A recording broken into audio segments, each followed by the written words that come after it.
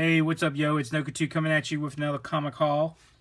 It's Sunday morning, and as the saying goes, it was a slow day at the office today. Um, I got out a little early. It actually took me longer to drive to work than it did for me to do what I needed to do at work. But, I was up, and so I figured I would knock out some more books and do another haul. I first want to thank everyone that has been watching my videos and being so kind to take their time and leave a comment. I appreciate that very much. I also wanted to start this video with a correction. So in my very last video, I talked about how Storm in this action figure with her mohawk first appeared in Uncanny X-Men. I think I said 180 or maybe even 280 by mistake. But none of those are correct. When I started filing away the books and I looked at the covers, I realized that the issue in which she fought Callisto for leadership of the Morlocks was 170, and she still had long hair. And in the very next issue, on the cover, she also has long hair. And so I realized that couldn't have been the issue. And so I did a little bit more research, and she first appeared with her mohawk in issue 173 of Uncanny X-Men. In that issue, she was in Japan with Logan for his marriage with Mariko. I think I'm saying that right, Mariko. And then they don't get married, but Storm is hanging out with Yukio, and Yukio's teaching her how to be a free spirit, and she cuts her hair and comes back to New York and reveals that she's cut her hair. So I wanted to clarify that. I think I had gotten confused, or my memory had a little lapse, because the 3.75-inch figure had came with a combo pack with Cyclops and her, and they're battling on issue 201 on the cover for leadership of the Uncanny X-Men. Cyclops didn't want to give it up, and the team, Wolverine in particular, didn't think he was capable of doing it because his mind was all messed up from meeting what's his wife's name that he married, Madeline, I think is his name, and she kind of looks like the old Jean Grey, but or the original Jean Grey. So they wanted him to step down. He didn't want to step down, and so they decided to, duke it out like they did with the Morlocks, and Storm beat him too. So I did want to correct that, because I don't like giving out incorrect information, and when I find out that I'm wrong, I like to correct that. So anyway, I wanted to correct that. So let's start with some of these books. So these first books, I went to a LCS about an hour and a half away from me. It was not a very big hit. It was a very small shop, and they did have a dollar bin, so I thought I'd dig through it. And I found this Night Thrasher #1, limited series. It was in high grade. I said, yeah, for $1, I drew all this away. I might as well pick something up. Not every shop you go to is going to be a hit. I got Captain Marvel #50, which I thought was a decent deal. For $1. It's probably VF or fine VF. There's a couple of spine ticks, but the pages interior are aged, and they're borderline yellow. I wouldn't quite call them yellow. They're off-white, but they're closer to yellow than white. So I think it would get downgraded to fine. And then I got this. I like picking up homage covers to Giant Size X-Men #1. This is What If the All New, All Different X-Men had never existed. Some of those covers do go for some money for the homage. This one does not, but I didn't have that cover, so I thought I'd pick it up. But this is a cover that's newer. I did pay cover price for that, $3.99. Secret Warriors #2. It's a 1 in 25 variant that was done by Yasmin Putri, the female artist from Indonesia that's been getting a lot of popularity from her recent Red Hood and the Outlaws covers. cover Bs. So this comic actually can go for about $20. I didn't really know where to file it away because I don't really. This is probably the only Secret Warriors comic I have, and it is and I not only bought it as a homage cover, but now that I have one long box with just like one offs that I have for covers or for a variety of reasons. I thought about putting that with those books, and that's where it was sitting at in my office, where I just stick random books in like that. But I've decided I'm going to stick it with my other Yasmin Putri covers that she's been doing.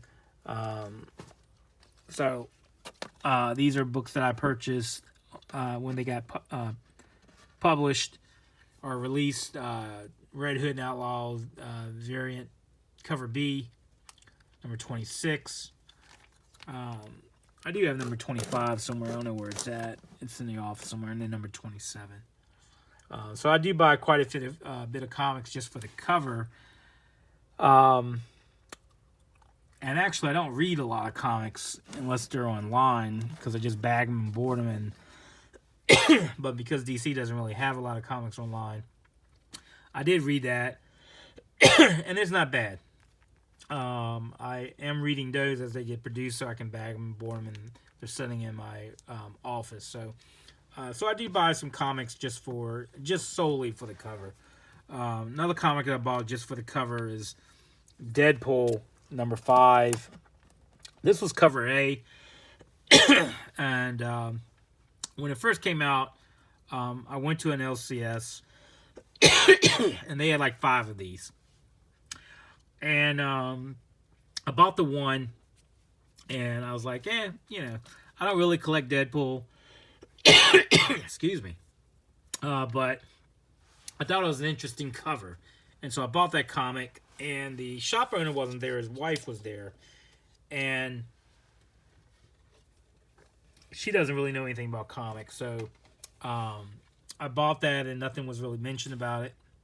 And then I didn't realize that it was a homage to Garbage Pail Kid. So then I got home, and I'm looking at it, and I'm like, oh, this is Garbage Pail Kid homage. And so I was like, oh, I should have bought a couple more copies.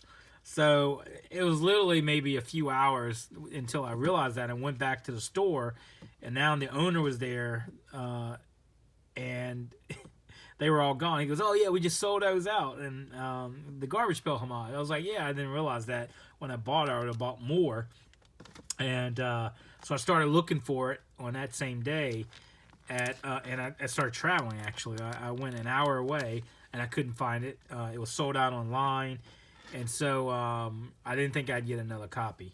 But I went to a store that's mainly a costume shop, and they sell some comics. Not a lot of comics, but they sell some comics. And I went in there, and this is Saturday after New Comic Wednesday when this book was released, and they had a copy on the stand for cover price. And so I picked that up, and the guy knew about it. They don't really have a back issue stock with where they price their books accordingly. But he goes, oh, yeah, that sold out quick, too. I'm surprised that one was still there. And, and like I also was surprised it was still there. Deadpool number 5, solely for the cover. This comic here I bought solely for the cover. This is Miss Marvel, the Virgin variant of number 31 by Stephanie Hans. It's when the comic first got released, I had the opportunity to order it online, and I was like, I wasn't sure I wanted it. The trade was sold out, and so the Virgin was still there. It was I'm not sure what the ratio was, but it was more than what I wanted to pay for it, and it didn't really appeal to me at first. And then as time went on, I was like, I like that cover. That's a nice cover. So I went and got it online. I think I got it at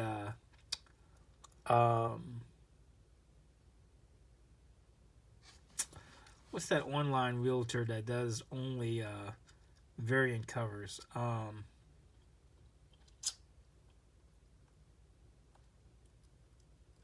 Shoot, I can't think of it now. It's like Freddy's Comics or something like that. I can't think of it, but they sell only like variant covers for the most part. And so they had this for $45, and so I was like, okay, I'll buy it. So I bought that, and after getting it and realizing and looking at it in person, it is a gorgeous cover.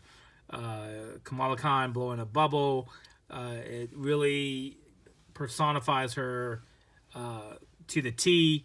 Got her hand enlarged. I mean, it's just a beautiful cover. And the more that I've looked at it and have had it, the more I like it, and it has gone up in value. And I think this is a book that is going to escalate in its value over time.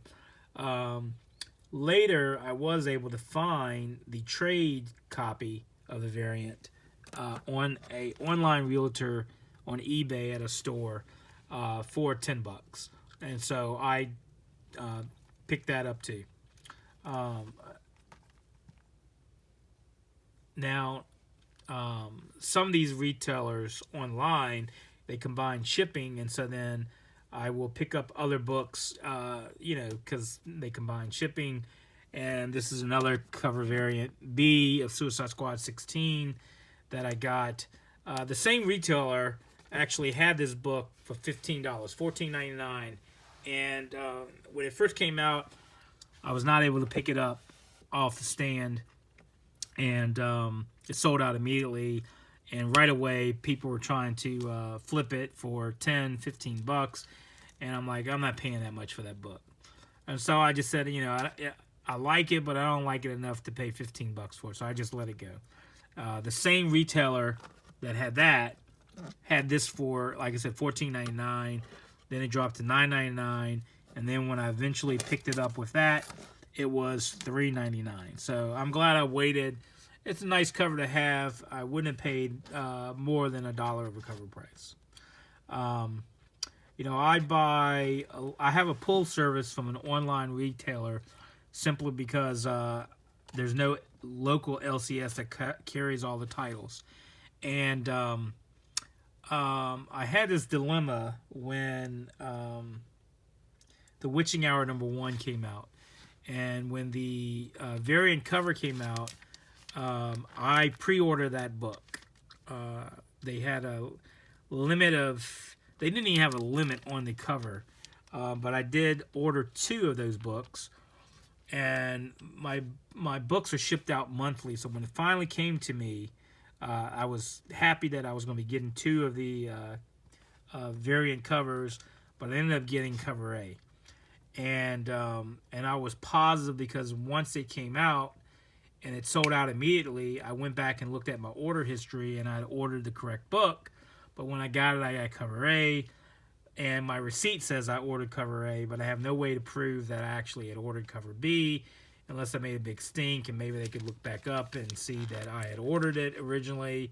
But I don't know if that changes anything because they don't have a comic anymore. So I didn't make a big stink of it, and I went online to try to find it, and I did get it. I just don't know where it is right now. But with it, I found a seller who was selling it for $5, which I thought was really cheap at the time. This was only a few days after the book was released, and I knew it was going to spike. I don't know if it's going to flip like this was initially. I don't know what the print run was going to be. So I decided to just go ahead and buy it quickly for $5. But because he combined shipping, he had a couple of other issues, and so I bought another copy of that for $5. Edge of Spider-Gideon #2 for $5. And this I thought was a great deal for $5. Venom #7, the secret variant with the tongue. It's a 1 in 6 variant. And that sold out. All 3 of these comics sold out immediately with The Witching Hour #1. They were $5 each, and then with postage, I think they ended up being like $8 a piece. So I thought that was a decent deal. I got this solely for the cover that also sold out. Ice Cream Man #8. I don't even collect the series, but I thought the cover was cool. Hex Wives #1, Jenny Frison cover. I did kind of read this book. I didn't really like the story so far. I don't know if I'm going to pick up a few more of those just to see, but you know, we'll see. It's the first issue definitely did not appeal to me. A title that I am collecting right now is Catwoman, and I do like how they are developing her character. This was the foil variant of number 4, but the Artgerm cover, cover B, is just gorgeous. Everybody's shown this cover, and I just think that this cover by Artgerm is his best cover to date. It looks real. She's seductive appearing in that masquerade mask with the scratch marks. It's just a beautiful cover. So I pre-ordered that because Artgerm, if you follow him on Instagram, he shows his covers before they're listed online of what the cover B is going to be. And as soon as it came out, I pre-ordered it. So even though the cover price is $3.99, I was able to order these books for $3 a piece, I think, maybe a little bit less. And I did get more than 5 issues, but I didn't see a point of showing how many I had. But I did order a lot. I think it's a long-term keeper. You know, that eventually may go up, gain some heat. Definitely will be worth more than $3. So I found some more books at one of the sales that I'd gone to. Like I said, I bought a long box of comics, and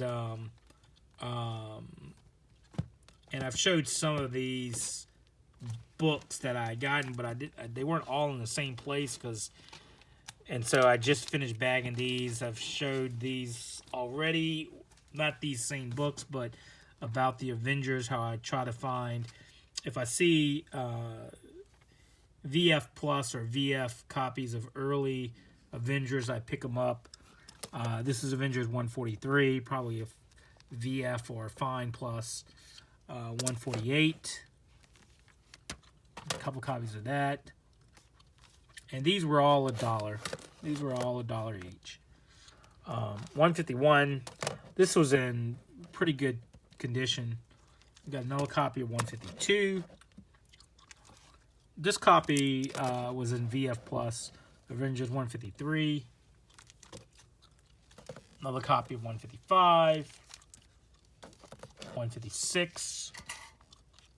182. Another copy of 152. 154. Another copy of 165. 215. 227. 348 I got for a run filler. 350. And then these are newer books, but they were also just $1.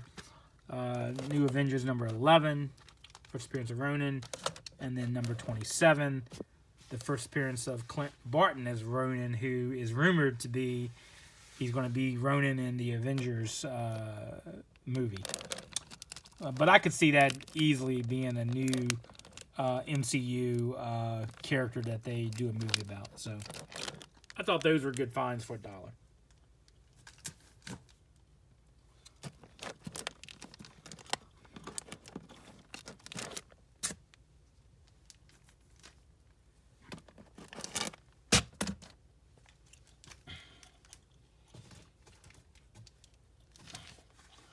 Let's leave something up there for y'all to look at while I talk. So I'll leave Deadpool up there.